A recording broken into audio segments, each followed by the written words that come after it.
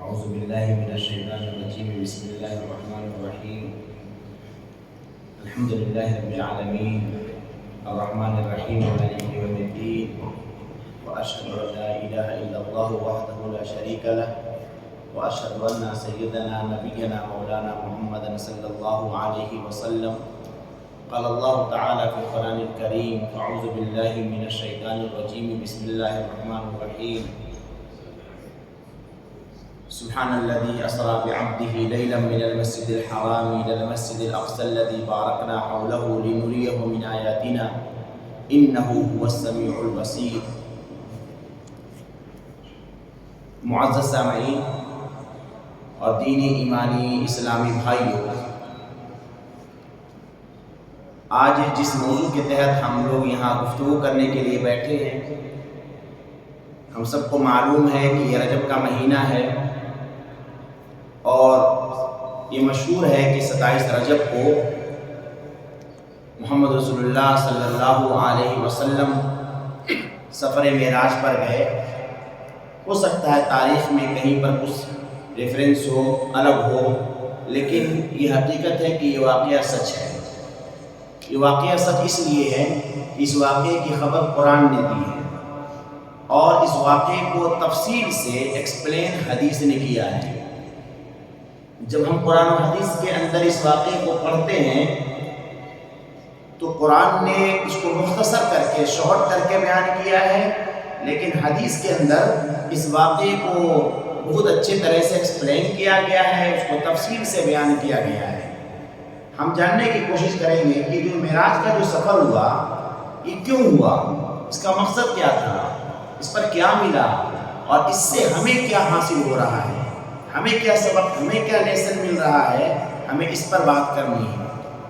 معزز سامعین، دینی ایمان اسلامی بھائی، اللہ تبارک و تعالیٰ کی سنت ہے، اللہ تعالیٰ کا یہ طریقہ ہے کہ اللہ تعالیٰ اپنے نبیوں کو معجزے عطا کرتا ہے۔ معجزہ ایسی چیز ہوتی ہے جسے انسان اپنی عقل سے سمجھ نہیں سکتا۔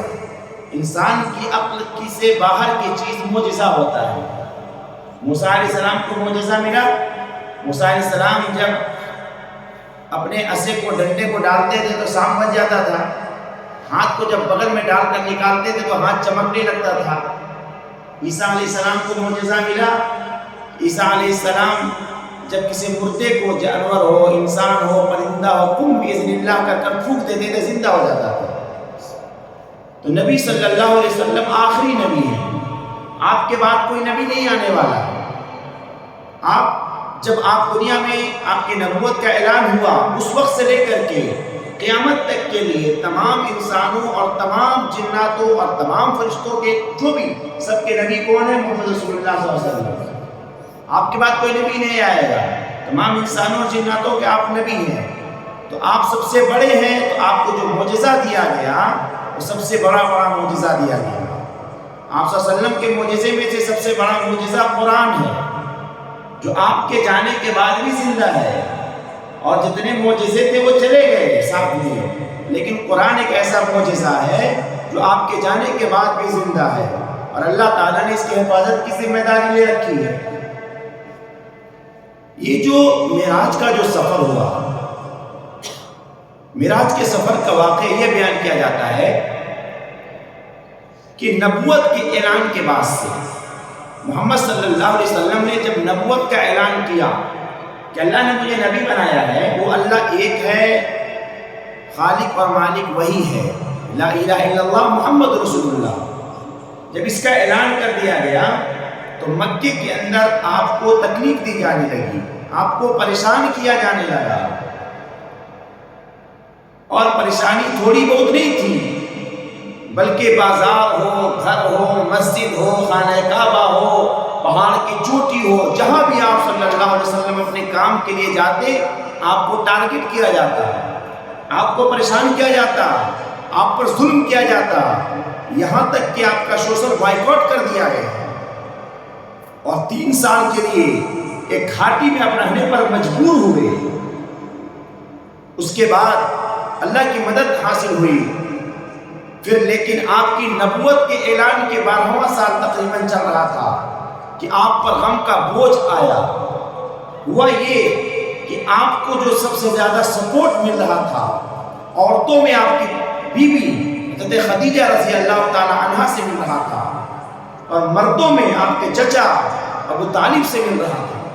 یہ دو آپ کے بڑے سپورٹر تھے۔ ایک ہی سال میں کچھ دنوں کے اندر دونوں کا انتقال ہو گیا۔ جب ان دونوں کا انتقال ہوا تو اللہ کے نبی پر جو مکے کے مشرکین تھے، جو دشمن تھے، ان کو حملہ کرنے کا اور موقع مل گیا۔ آپ پر اور حملہ آور ہو گئے، آپ کو اور پریشان اور تنگ کرنے لگے۔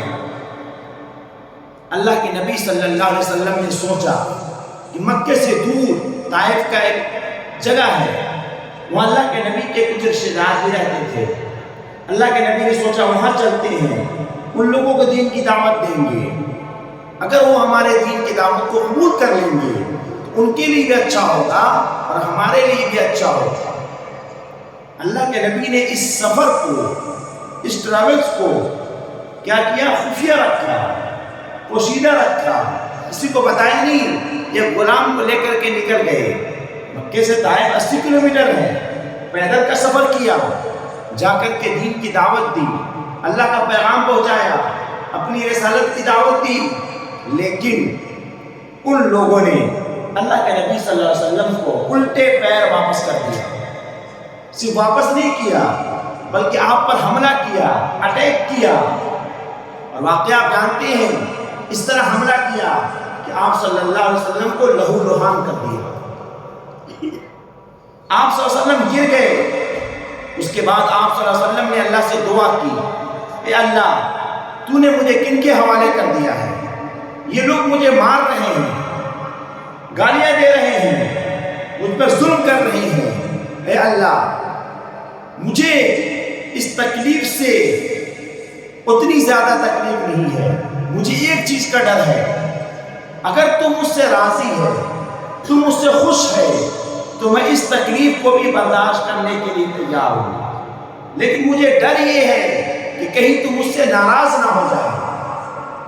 یہ بات اللہ تعالیٰ کو اتنی پسند آئی، یہ فیصلہ ہو گیا کہ اب محمد صلی اللہ علیہ وسلم کے دن بدلنے والے ہیں، اب براہ راست آپ کی ملاقات اللہ سے ہونے والی ہے۔ آپ صلی اللہ علیہ وسلم جب طائف سے واپس آئے، غم سے چور تھے، پریشان تھے، تکلیف زدہ تھے، ان کی اپنی بیوی کا انتقال ہو چکا تھا، چچا جا چکے تھے، دل کی بات کہتے تو کس سے کہتے، حالات سنگین تھے۔ حدیث پاک میں آتا ہے کہ پیارے نبی صلی اللہ علیہ وسلم اپنے چچیری بہن کے آئے۔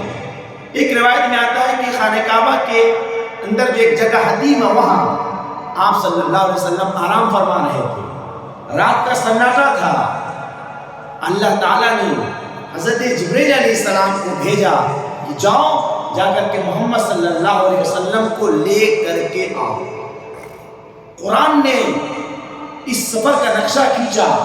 بسم اللہ الرحمن الرحیم، سبحان الذی اسری بعبدہ لیلا من المسجد الحرام الی المسجد الاقصی الذی بارکنا حولہ لنریہ من آیاتنا انہ هو السمیع البصیر۔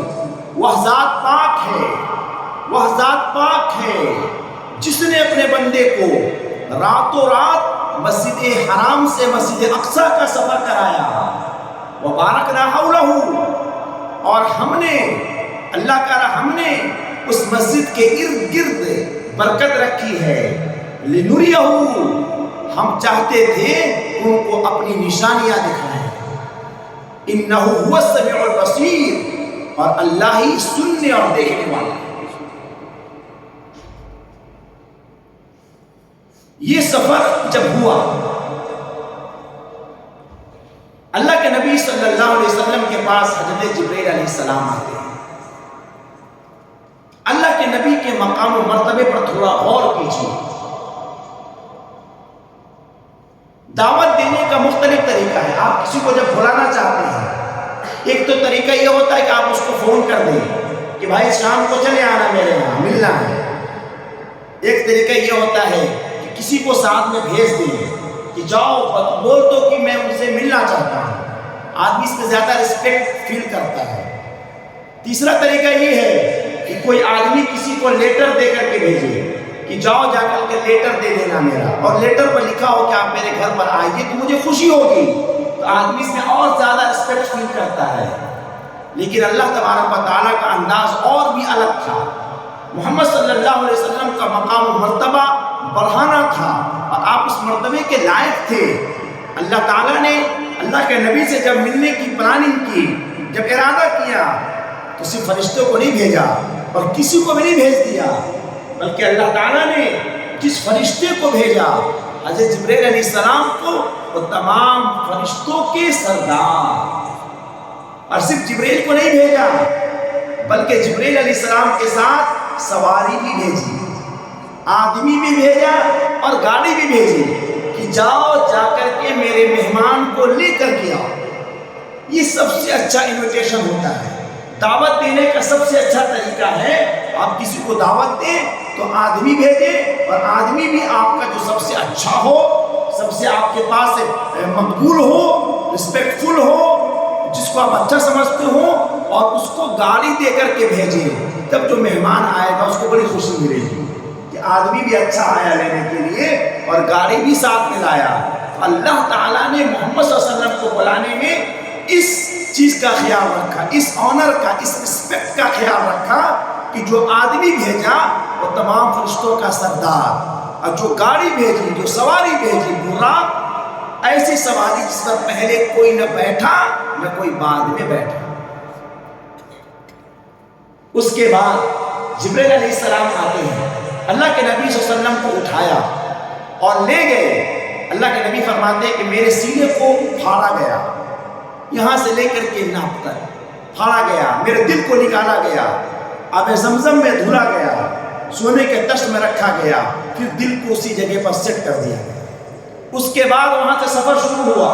اللہ کے نبی کو حکم ہوا کہ اس پر بیٹھیے جانور پر، جو براق تھا۔ آتا ہے روایت میں کہ براق ہلنے لگا۔ جبرائیل علیہ السلام نے براق کو مخاطب کر کے ایڈریس کر کے کہا کہ اے تو جانتا ہے تیرے اوپر کون سوار ہونے والا ہے؟ یہ اللہ کا مہمان ہے، روئے زمین پر سب سے اچھا اور رسپیکٹفل انسان کون ہے؟ محمد رسول اللہ صلی اللہ علیہ وسلم۔ براق خاموش ہو گیا، اللہ کے نبی سوار ہوئے۔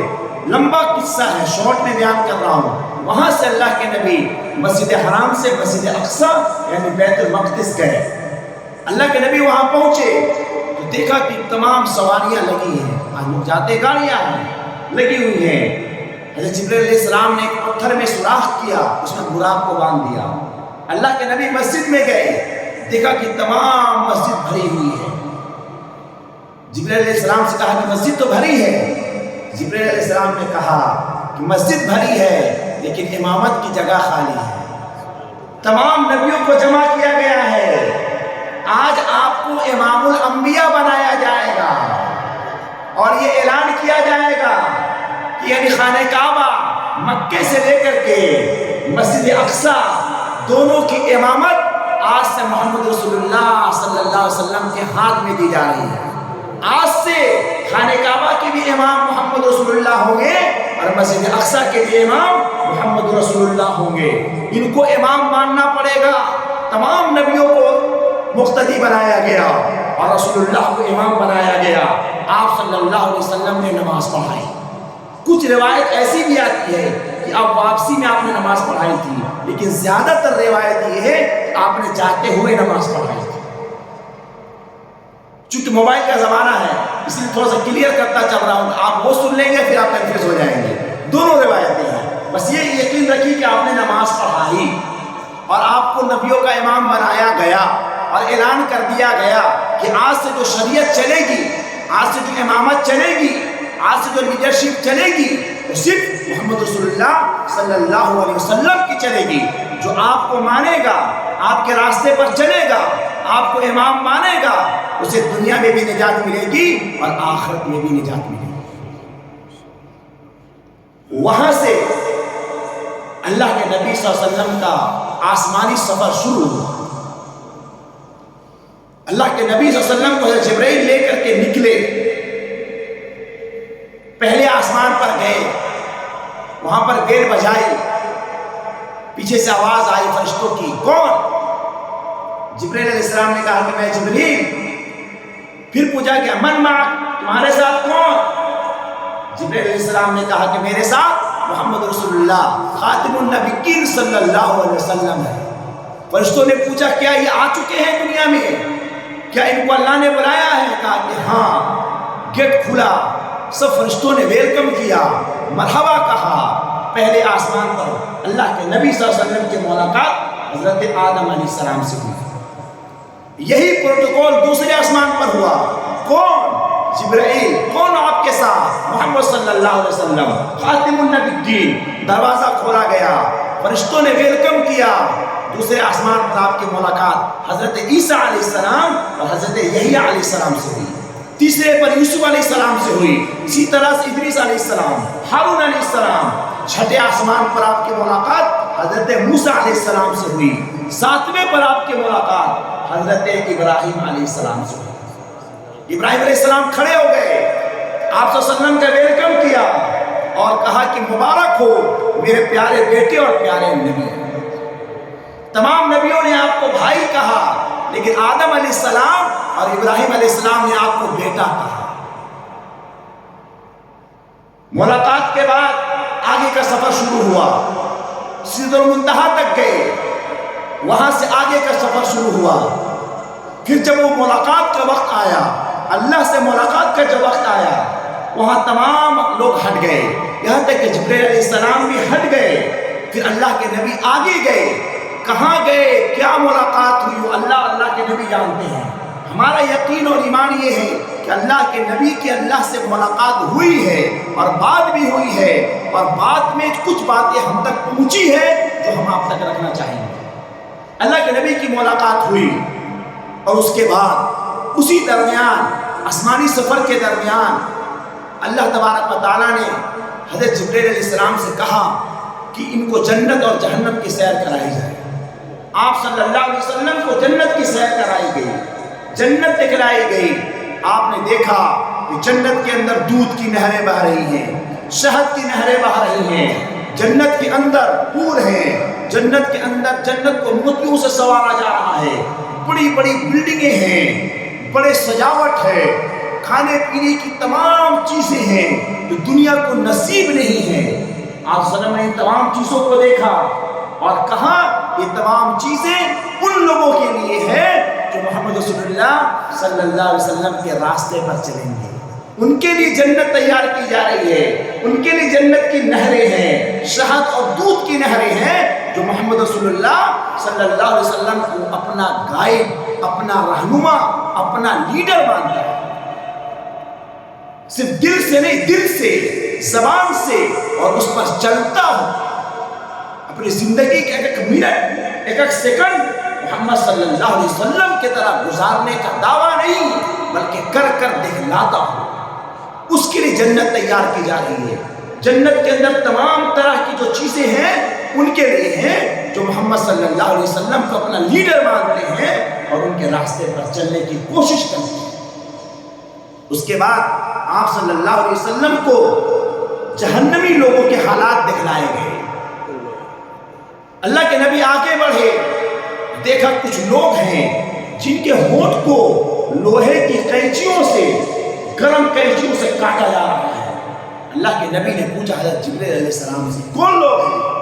جبرائیل علیہ السلام نے کہا کہ یہ مولانا لوگ ہیں، یہ تقریر کرنے والے ہیں، خود تو تقریر کرتے تھے لیکن اس پر عمل نہیں کرتے تھے، دوسروں کو سمجھاتے تھے، خود عمل نہیں کرتے تھے۔ ان کی سزا یہ ہے کہ ان کے ہونٹوں کو گرم قینچیوں سے کاٹا جائے۔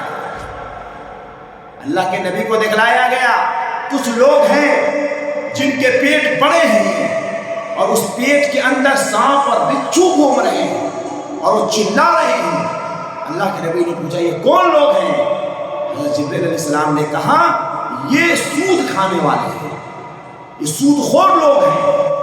یہ سود خوری آج مسلم سماج کے اندر بھی بیٹھ چکے ہیں۔ لوگ پیسوں کے لالچ میں، امیر بننے کے لیے، اپنے گھر گرہستی کو چلانے کے لیے، اپنے بال بچوں کو اچھا کھانا، اچھا پینا، اچھا گھر دینے کے لیے آج مسلمان بھی سود خوری پر آ چکا ہے۔ قرآن میں صاف اعلان کیا گیا یمحق اللہ الربا ویربی الصدقات کہ اللہ تعالیٰ سود خوری کو مٹاتا ہے، سود خوروں کو ختم کرتا ہے، اور اللہ تعالیٰ صدقہ دینے والوں کو برکت عطا کرتا ہے۔ سود خوری سے ہم سب کو بچنا چاہیے۔ اللہ کے نبی تھوڑا آگے بڑھے تو اللہ کے نبی کو دکھلایا گیا کہ کچھ لوگ گرم تنور، جس طرح روٹی بنتی ہے تنور ہے، اس میں ڈالے جا رہے ہیں اور چلا چلا کر باہر آ رہے ہیں، مرد بھی ہیں عورتیں بھی ہیں، ننگے ڈالے جا رہے ہیں۔ اللہ کے نبی نے پوچھا یہ کون لوگ ہیں، ان کا کیا گناہ ہے؟ جبرائیل علیہ السلام نے کہا کہ آپ کی امت کے زنا کرنے والے ہیں، یہ زنا بدکاری کرنے والے ہیں، یہ بغیر نکاح کے فزیکل ریلیشن شپ کرنے والے لوگ ہیں۔ یہ بدکار لوگ دنیا کے اندر شہوت کی آگ میں گناہ کر رہے تھے، تو اللہ تعالیٰ نے ان کو آج آگ کی بھٹی میں ڈالا ہے۔ آج غور کیجئے، ہم لوگ بھی ان گناہوں میں کہیں نہ کہیں ملوث ہو جاتے ہیں۔ اپنے آپ کو بچانے کی ضرورت ہے زناکاری سے، بدکاری سے، چاہے وہ زناکاری آنکھ کی ہو، دل کی ہو، سوچ کی ہو یا فزیکل ریلیشن شپ ہو۔ یہ تمام چیزیں اسلام میں حرام ہیں، ان کی سزا سخت ہے۔ اللہ ناراض ہوتا ہے زناکاروں سے، بدکاروں سے۔ اس کے بعد اللہ کے نبی کچھ آگے بڑھے تو دکھلایا گیا کہ کچھ لوگ جس کے ناخن لوہے کے ہیں، مرد اور عورت ہیں، اپنے جسم کو نوچ رہے ہیں۔ پوچھا یہ کون لوگ ہیں؟ کہا یہ لوگ یہ چغلی کرنے والے ہیں، یہ چغل خور ہیں، اور ایک دوسرے کے اوپر لعن طعن کرنے والے، ایک دوسرے کی عزت کو نیلام کرنے والے لوگ ہیں۔ یہ بیماری عورتوں میں زیادہ ہے۔ اپنے گھروں کی حفاظت کیجیے، اپنی بیویوں بچیوں کو، اپنی بہنوں کو بتائیے کہ گھر کے اندر اگر ماحول کو سدھارنا ہے اور اللہ کے عذاب سے بچنا ہے تو چغل خوری اور ایک دوسرے پر غلط زبان کا استعمال کرنا، لعن طعن کرنا اور کسی پر عیب لگانا، جھوٹ بولنا، کسی کی عزت کو نیلام کرنا، یہ اللہ کے نزدیک بڑا گناہ ہے۔ اس گناہ میں زیادہ عورتیں ہیں، لیکن آج کل مرد بھی اس میں ملوث ہیں۔ اللہ کے نبی کچھ آگے بڑھے، دکھلایا گیا کہ کچھ لوگ ہیں جن کے پیٹ میں آگ ٹھوسی جا رہی ہے، منہ سے آگ ڈالی جا رہی ہے، چلا رہے ہیں۔ پوچھا یہ کون لوگ ہیں؟ کہا کہ یہ لوگ یتیموں کا مال کھانے والے ہیں، یتیموں کا مال کھانے والے ہیں۔ اس کام میں سب سے زیادہ چندہ کرنے والے لوگ، سوشل ورکنگ کرنے والے لوگ، غریبوں یتیموں کے نام پر لوگوں سے پیسہ چندہ کر کر اپنے پیٹ کی آگ کو بجھاتے ہیں۔ اگر ہم میں سے کوئی بھی اس گناہ میں ملوث ہے، کوئی بھی ہو، چاہے وہ چندہ کرنے والا ہو یا نہ ہو، گاؤں گھر کا کوئی انسان ہو، ہم میں سے کوئی بھی ہو، اس کام سے ہمیں بچنا چاہیے۔ یتیموں کا پیسہ، غریبوں کا پیسہ، مسکینوں کا پیسہ اگر ہمارے پاس ہے، ان کا حق ہے تو ان تک پہنچانے کی کوشش کریں۔ اللہ کے نبی آگے بڑھے تو دیکھا کچھ لوگ ہیں جن کے سروں پر بوجھ ڈالا گیا ہے، وہ آگے بڑھ نہیں پا رہے ہیں اور بوجھ لادا جا رہا ہے۔ پوچھا یہ کون لوگ ہیں؟ تو کہا گیا یہ وہ لوگ ہیں جو دنیا میں لوگوں کی امانت کھا جاتے تھے۔ کسی نے پیسہ دیا، کھا گئے۔ بزنس میں 4 لوگ مل کر پارٹنرشپ میں بزنس کیا، ایک آگے نکل گیا، اس نے قبضہ کر لیا، زمین قبضہ کر لیا، گھر قبضہ کر لیا، پیسہ لوٹ لیا۔ دوسرے کے لوٹ کر کھانے والے لوگ کہ اللہ ان پر ایسا بوجھ ڈالے گا کہ ایک قدم نہیں بڑھ پائیں گے۔ اللہ کے نبی آگے بڑھے تو دیکھا کچھ لوگ ہیں جن کے سر کو پتھروں سے کچلا جا رہا ہے۔ اللہ کے نبی نے پوچھا یہ کون لوگ ہیں؟ جبرائیل علیہ السلام نے کہا یہ وہ لوگ ہیں جو نماز میں سستی کرتے ہیں، نماز پڑھنے کا ان کا دل نہیں کرتا، سب کام دنیا میں کر رہے ہیں، موبائل چلا رہے ہیں، دوستوں سے مل رہے ہیں، کھانا کھا رہے ہیں، گھوم رہے ہیں، لیکن نماز کے لیے ان کے پاس وقت نہیں ہے۔ نماز سے سستی کرنے والوں کو اللہ تعالیٰ ایسی سزا عطا فرمائے۔ نماز کی پابندی کیجئے، نماز کی فکر کیجئے۔ جو نماز کی حفاظت کرے گا اللہ اس کی حفاظت کرے گا، جو نماز کی حفاظت کرے گا اللہ اس کی حفاظت کرے گا۔ ہمیں نماز کو پابندی سے وقت پر ادا کرنا چاہیے۔ کیوں؟ اس لیے کہ معراج کا تحفہ بھی نماز ہے۔ ان تمام چیزوں کو دکھلایا گیا، دکھلانے کے بعد محمد صلی اللہ علیہ وسلم جب واپس آنے لگے، واپسی کے وقت اللہ تعالیٰ نے آپ صلی اللہ علیہ وسلم کو نماز کا تحفہ دیا۔ نماز کا تحفہ کیا تھا؟ اللہ تعالیٰ نے 50 وقت کی نماز آپ کو عطا فرمائی، 50 وقت کی نماز آپ کو عطا فرمائی گئی۔ آپ صلی اللہ علیہ وسلم اتنے سیدھے سادے تھے، لے کر چلے آئے، چھٹے آسمان پر پہنچے تو ملاقات موسیٰ علیہ السلام سے ہو گئی۔ موسیٰ علیہ السلام بھی ایک بار اللہ سے ملنے کی تمنا کر چکے تھے۔ موسیٰ علیہ السلام نے پوچھا کیا ہوا؟ کہا کہ نماز ملی۔ کتنا؟ 50۔ کہا باپ 50 ٹائم؟ 50 کہاں؟ اتنی نماز کون پڑھے گا؟ ہماری امت تو 2-3 ٹائم میں تھک جاتی تھی، سمجھا سمجھا کر ہم تھک گئے، لوگ نہیں پڑھتے تھے، 50 کہاں پڑھیں گے؟ حضرت موسیٰ علیہ السلام کا احسان ماننا چاہیے، انہوں نے 5 کرا دیا، ہم سے 5 بھی نہیں چل رہی ہے۔ اللہ کے نبی صلی اللہ علیہ وسلم کو کہا آپ جائیے اور اللہ سے تخفیف کرائیے، کم کرائیے۔ ایک لیڈر کا کام یہی ہوتا ہے، لیڈر اپنے پیچھے رہنے والوں کے لیے ہلکا کام دیتا ہے۔ اللہ کے نبی واپس گئے، ایک روایت میں آتا ہے کہ 9 بار گئے، 5 نماز کم ہوئی۔ ایک روایت میں آتا ہے کہ 5 بار گئے، 10 نماز 4 بار کم ہوئی اور 1 بار 5 نماز کم ہوئی۔ اللہ کے نبی 5 نماز لے کر واپس آئے۔ موسیٰ علیہ السلام نے کہا کہ پھر جائیے اور کم کرائیے، بیچارے صحیح کہہ رہے تھے، پھر جائیے اور کم کرا کر لائیے۔ اللہ کے نبی نے کہا کہ اب مجھے شرم آ رہی ہے، اب اس سے کم کرانے سے ہمیں لگتا ہے کہ پوری ختم نہ ہو جائے۔ اللہ کے نبی صلی اللہ علیہ وسلم لے کر چلنے لگے، اللہ کے ہاں سے آواز آئی کہ جو نماز 50 تھی ہم نے امت کی بوجھ کی وجہ سے کم کر دیا، لیکن یاد رکھیے آپ کی امت میں سے جو بھی 5 وقت کی نماز کو پڑھے گا اچھے سے، اس کو 50 نماز کا ثواب دیا جائے گا۔ نماز کی گنتی کم ہو گئی، ثواب میں کمی نہیں کی جائے گی۔ یہ اللہ کی سنت ہے، یہ اللہ کی اسی دن سے ایک طریقہ شروع ہو گیا کہ جو بھی محمد صلی اللہ علیہ وسلم کی امتی، صلی اللہ علیہ وسلم کا امتی ایک نیکی کرے گا اسے 10 نیکی دی جائے گی۔ 5 نماز ثواب 50 نماز کا۔ ہم کتنے محروم ہیں، ہم کتنے بیکار لوگ ہیں۔ اللہ تعالیٰ دینے کے لیے چاہ رہا ہے، نماز میں کمی ہو گئی تو رول یہ تھا کہ ثواب میں بھی کمی ہو جاتی، ثواب میں کٹوتی ہونی چاہیے تھی، لیکن اللہ تعالیٰ رحمان و رحیم ہے، اللہ تعالیٰ دینے والا ہے، اس کے خزانے میں کبھی کمی نہیں ہو سکتی۔ محمد صلی اللہ علیہ وسلم نے ایک مرتبہ اپنے صحابہ کو جمع کر کے کہا لوگو اللہ سے مانگا کرو، اگر پوری دنیا اللہ سے مانگے اور دنیا کے ہر چیز اللہ اس کو عطا کر دے، پھر بھی اللہ کے خزانے سے اتنا کمی نہیں ہوگی جتنا سمندر میں سوئی ڈال کے نکالنے سے پانی کم ہوتا ہے۔ اللہ کے خزانے میں کبھی نہیں آ سکتی۔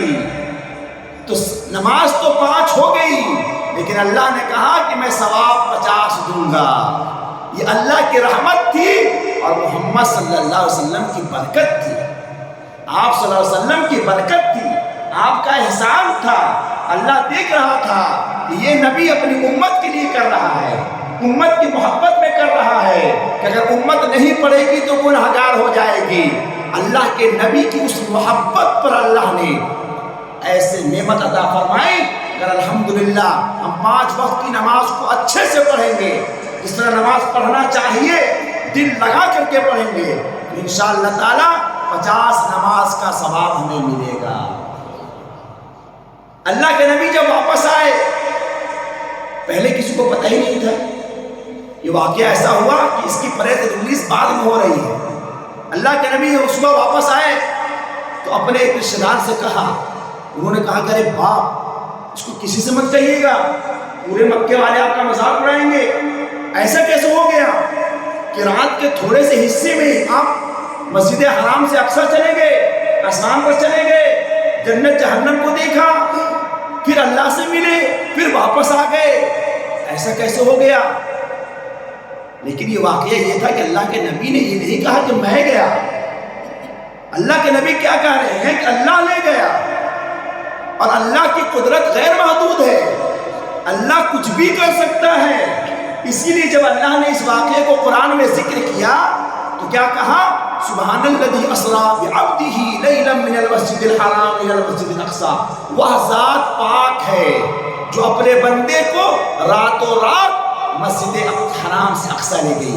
وہ ذات پاک ہے، مطلب پاک صاف نہیں ہے، ہر عیب سے پاک ہے، اس کے لیے کوئی ٹائم ٹیبل نہیں ہے، وہ ٹائم کو بنانے والا ہے، وہ زمین و آسمان کو بنانے والا ہے، وہ سورج و چاند کو بنانے والا ہے، وہ انسان و جنات کو بنانے والا ہے، وہ سب کچھ بنانے والا ہے، اس کے لیے ٹائم کی کوئی باؤنڈری نہیں ہے، وہ اس باؤنڈری سے آزاد ہے۔ جب اللہ کے نبی نے یہ بات بتائی، مکے میں آگ کی طرح یہ بات پھیل گئی۔ تمام منکرین نے کہا کہ اب بہت بڑا موقع مل گیا ہے، اب چلو اور مذاق اڑائیں گے، اب چلو اور پریشان کریں گے۔ انہیں نہیں پتا کہ اب محمد صلی اللہ علیہ وسلم کی زندگی بدل چکی ہے، آپ نے اپنی آنکھوں سے اللہ کا دیدار کیا ہے، جنت جہنم کا دیدار کیا ہے، نبیوں کو دیکھا ہے، ان کی امامت کی ہے۔ آج جو مرتبہ آپ کو ملا ہے، اس سے پہلے نہ کسی کو ملا، نہ کبھی ملے گا۔ اتنا بڑا مقام و مرتبہ لے کر آئے ہیں۔ اللہ کے نبی تو اندر سے گدگد تھے، اندر سے آپ کی طاقت بڑھ چکی تھی، وہ جو غم تھا، پریشانی تھی، آپ بھول چکے تھے۔ وہ آپ نے شعیب ابی طالب کی پریشانی بھول گئے، مکے کے مشرکوں کی پریشانی بھول گئے، آپ صلی اللہ علیہ وسلم طائف کی پریشانی بھول چکے تھے۔ کیوں؟ اللہ کا دیدار کر کر آئے تھے، نماز کا تحفہ لے کر آئے تھے۔ نماز ایک ایسی عبادت ہے جو اللہ سے بندے کو ڈائریکٹ جوڑتی ہے۔ جس طرح کہا جاتا ہے نا، کسی کا کہ بھائی اپنا کانٹیکٹ نمبر دے دو، یہ اللہ کا کانٹیکٹ نمبر ہے۔ بندے کو اللہ سے جوڑنے کے لیے سب سے بڑا اور سب سے اچھا کانٹیکٹ نمبر نماز ہے۔ اللہ کے نبی وہ لے کر کے آئے تھے۔ اللہ کے نبی کو تو مقام و مرتبہ ملا ہی، اللہ کے نبی کو معلوم تھا کہ نماز کے ذریعے ہماری امت کو بھی بڑا مقام ملے گا۔ ڈبل خوشی دی آپ کو، اپنے تو اپنی خوشی الگ، اور اپنے ساتھ ساتھ اپنی امت کی بھی خوشی تھی۔ جب یہ بات مکے میں خبر پھیلی، مکے کے لوگوں نے مذاق اڑانا شروع، یہ دیکھو، یہ کہہ رہے ہیں کہ ہم مکے سے مسجد اقصیٰ چلے گئے راتوں رات، اور اس زمانے میں اونٹ سے، گھوڑے سے 40 دن کا سفر تھا، 40 دن، پھر آسمان پہ تو کتنا دن لگ جائے گا؟ کسی نے یقین نہیں کیا۔ جس کا ایمان نہیں ہوتا اس کو نبی کی بات پر یقین نہیں ہو سکتا، اسے تو مذاق ہی لگے گا۔ لیکن جس کا ایمان مضبوط ہوگا، نبی کی ہر بات پر اسے یقین ہوگا۔ اور یہی ہوا جب لوگ ابو بکر رضی اللہ تعالیٰ عنہ کے پاس گئے اور کہا کہ آپ نے کوئی خبر سنی؟ کہا کیا ہوا؟ کہا کہ آپ کے ساتھی محمد رسول اللہ صلی اللہ علیہ وسلم کہتے ہیں کہ میں راتوں رات مسجد حرام سے اقصیٰ گیا، نبیوں کی امامت کی، وہاں سے آسمان پر گیا، جنت و جہنم کو دیکھا، اللہ سے ملا، واپس آ گیا، کیا یہ ممکن ہے؟ ابو بکر صدیق رضی اللہ تعالیٰ عنہ نے کہا یہ تو چھوٹی بات ہے، اس سے کوئی بڑی بات ہوتی تب بھی میں مان لیتا۔ یہ ایمان ہے، یہ ایمان ہے، یہ ایمان کی کوالٹی ہے۔ اسی لیے ابو بکر صدیق رضی اللہ تعالیٰ عنہ امت میں سب سے بڑا مقام رکھتے ہیں۔ کوئی چوچرا نہیں، کوئی سوچا سمجھا نہیں، نبی نے کہا تو سچ کہا ہوگا، وہ کبھی جھوٹ بولتے ہی نہیں ہے، تو آج جھوٹ کیوں بولے؟ بچپن سے ساتھ میں رہ رہے ہیں، کبھی کوئی دوست جھوٹ نہیں بولتا، آپ دوست پر یقین نہیں کریں گے، جو نبی ہے اس پر یقین کیسے کر سکتے کہ جھوٹ بول سکتا ہے؟ اس کے بعد اب مکے کے لوگوں نے اللہ کے نبی سے چاہا کہ اب کچھ پوچھ تاچھ کرو، کوئی آپ کو بول دے یہ مسجد بدی میں گیا ہوں، آپ کو یقین نہیں ہو تو آپ پوچھیں گے نا کہ مسجد کہاں پر ہے، مسجد کیسی ہے؟ اس کا فرش کیسا ہے؟ لازم پوچھیں گے۔ مکے کے لوگ جمع ہو گئے، وہاں سے جو لوگ گئے ہوئے تھے کبھی یا جو بار بار جاتے تھے ان کو بلایا، کہا کہ تم تھوڑا پوچھو تو، تم تو گئے ہو مسجد اقصیٰ میں، اگر یہ وہاں گئے ہیں اور امامت بھی کی ہے تو مسجد تو دیکھا ہوگا کیسا کلر ہے، دروازہ کہاں ہے، کھڑکی کہاں ہے، کیا کیا ہے۔ اللہ کے نبی فرماتے ہیں کہ مکے کے لوگوں نے جب پوچھنا شروع کیا، اس سے پہلے اللہ کے نبی کبھی کہیں نہیں تھے، اور رات میں تو آنن فانن میں گئے اور اوپر چلے گئے، اتنا دیکھنے سوچنے کا موقع نہیں تھا اس وقت۔ اللہ کے نبی فرماتے ہیں جب مکے کے لوگوں نے پوچھنا شروع کیا تو اللہ نے ایک اور معجزہ دکھلایا کہ میرے نظر کے سامنے مسجد اقصیٰ کو لا دیا، پردہ ہٹ گیا۔ اللہ کے نبی مکے میں ہیں اور مسجد اقصیٰ کو دیکھ رہے ہیں۔ مسجد کیسی ہے؟ اس طرح ہے۔ دروازہ کیسا ہے؟ اس طرح ہے۔ کتنے دروازے ہیں؟ اتنے دروازے۔ کتنی کھڑکی؟ اتنی کھڑکی۔ سن کر کے کفار کے ہاتھ پیر پھول گئے، یہ تو صحیح بتا رہے ہیں، رنگ بھی صحیح ہے، مسجد میں کھڑکی بھی صحیح ہے، دروازہ بھی صحیح ہے، اس کا مطلب ضرور گئے ہوں گے۔ لیکن چونکہ ایمان میں کمی تھی، جب ایمان میں کمی ہوتی ہے تو کچھ بھی کر لو وہ ماننے کے لیے تیار نہیں ہے۔ ایک مرتبہ ابو جہل کنویں میں گر گیا، گہرے کنویں میں، نکل ہی نہیں پا رہا تھا۔ اس کو یقین تھا کہ محمد صلی اللہ علیہ وسلم اللہ کے نبی ہیں، کہا کہ محمد کو بلاؤ۔ اللہ کے نبی آئے، کہا کہ اگر ہم کو کنویں سے نکال دو گے تو ایمان لے آئیں گے۔ اللہ کے نبی نے کہا پکا وعدہ، اگر ہم نکال دیں گے ایمان لے آؤ گے؟ کہا کہ ہاں تم نکال دو ایمان لے آئیں گے۔ اللہ کے نبی نے ایسے ہاتھ کیا، باہر چلا آیا، کہا کہ ایمان نہیں لاؤں گا۔ جس کو ایمان نہیں لانا ہے وہ نہیں لا سکتا۔ ایک مرتبہ ابو جہل نے کہا کہ بتاؤ کہ میرے ہاتھ میں کیا ہے، کنکری رکھ کر میرے ہاتھ میں کیا ہے؟ اللہ کے نبی نے کہا کہ اگر بتا دیا تو، کہا ایمان لے آؤں گا۔ کہا ٹھیک ہے پکا؟ کہا پکا۔ اللہ کے نبی نے کہا میرے لیے تو آسان ہے کہ میں بتا دوں تمہارے ہاتھ میں کیا ہے، لیکن جو چیز تمہارے ہاتھ میں ہے اگر وہ بتا دے کہ میں کون ہوں تب۔ کہا کہ یہ کیسے ہو سکتا ہے؟ کہا کہ کبھی نہیں ہو سکتا، امپاسبل۔ کہا ٹھیک ہے۔ اللہ کے نبی نے اشارہ کیا اس کے ہاتھ کی طرف، کنکری نے کہا اشہد ان لا الہ الا اللہ واشہد ان محمد رسول اللہ۔ ابو جہل کانپنے لگا، پھر وہاں سے اٹھ کر بھاگ گیا۔ یہ تو کفار تھے مکے کے اندر۔ اللہ کے نبی نے سب کچھ بتلا دیا، یہاں تک کہ بتلا دیا قافلہ آ رہا ہے، قافلے میں اتنے لوگ ہیں، اس میں ایک اونٹ ہے، اس کا کلر ایسا ہے، اتنے دن میں قافلہ مکے میں آ جائے گا۔ وہ قافلہ بھی آ گیا، پھر بھی نہ ماننے والے نہ مانے۔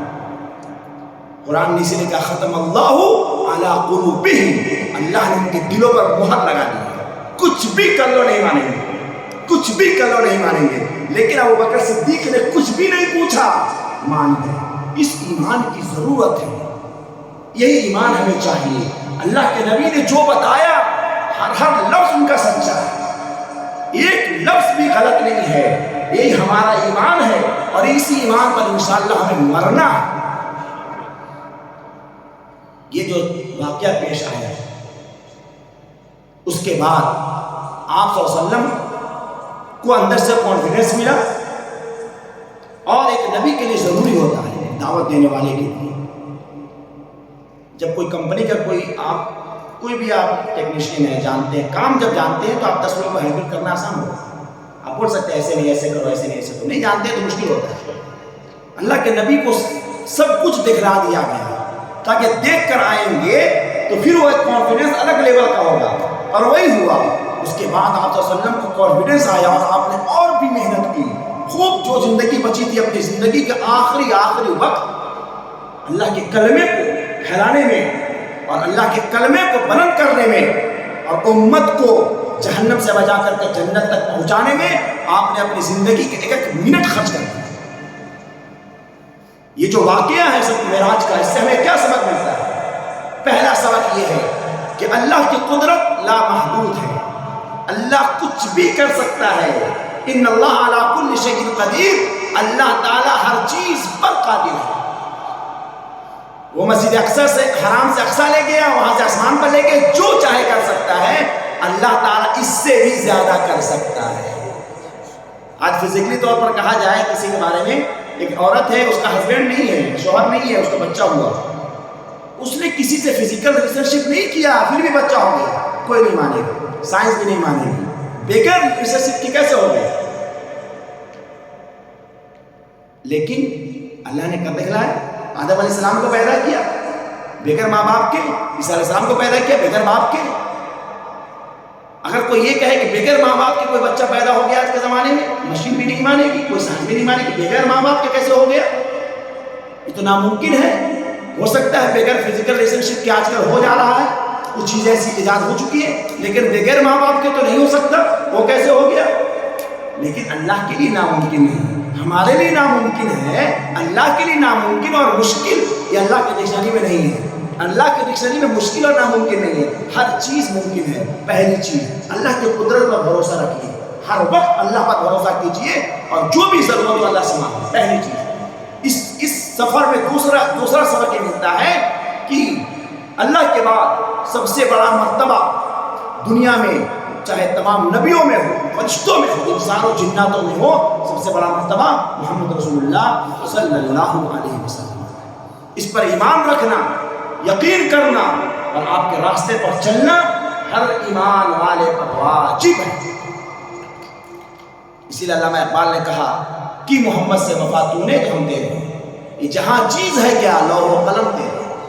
اگر تم نے محمد سے وفا کر لی، اللہ کہہ رہا تم نے محمد سے وفا کر لی، تم محمد کے بن گئے، تم محمد کے غلام بن گئے، ان کے راستے پر چلنے والے بن گئے، تو یہ دونوں جہاں تمہارا ہے، پھر تو کوئی تمہیں ضرورت ہی نہیں پڑے گی۔ علامہ اقبال نے ایک جگہ کہا وہ دانائے سبل ختم الرسل مولائے کل، جس نے غبار رحم بخشا فروغ وادی سینہ۔ نکاح عشق و مستی میں وہی اول وہی آخر، وہی قرآن وہی فرقہ وہی یاسی وہی طاہر۔ آپ صلی اللہ علیہ وسلم کی ذات اتنی مبارک ہے، اتنی بلند ہے، ہم تصور بھی نہیں کر سکتے۔ ہم تو خوش ہیں اس بات سے کہ ہمیں آپ کی امت میں پیدا کیا گیا، ہم تو خوش ہیں اس بات سے کہ ہمیں محمد صلی اللہ علیہ وسلم کی امت میں پیدا کیا گیا، ہم ان کے امتی ہیں، یہ امتی بن کر ہم خوش نصیب بنے۔ یہ 5 نماز کا ثواب 50 کا ملا، ایک نیکی کو 10 ثواب ملتا ہے، یہ آپ صلی اللہ علیہ وسلم کی برکت ہے۔ دوسری امتوں میں یہ چیز نہیں تھی، 1 کا 1 ملے گا، لیکن ہمارے میں 1 کا 10 ملے گا، 1 گناہ کا 1 گناہ، 1 غلط کام کا اللہ 1 گناہ دیتا ہے، لیکن 1 نیکی کا 10 اجر ملتا ہے۔ یہ محمد صلی اللہ علیہ وسلم کی برکت ہے، آپ صلی اللہ علیہ وسلم کی وجہ سے ہے، آپ کی محبت ہے، آپ کی محنت ہے جو آپ نے کیا ہے، اپنے خون پسینے کو بہایا ہے، اس کی برکت سے، اس کے خوشبو سے ہمیں یہ نعمت مل رہی ہے۔ ہماری ذمہ داری کیا بنتی ہے؟ ہماری ذمہ داری یہ بنتی ہے کہ ہم محمد صلی اللہ علیہ وسلم کی عزت کو بلند کرنے والے بنیں۔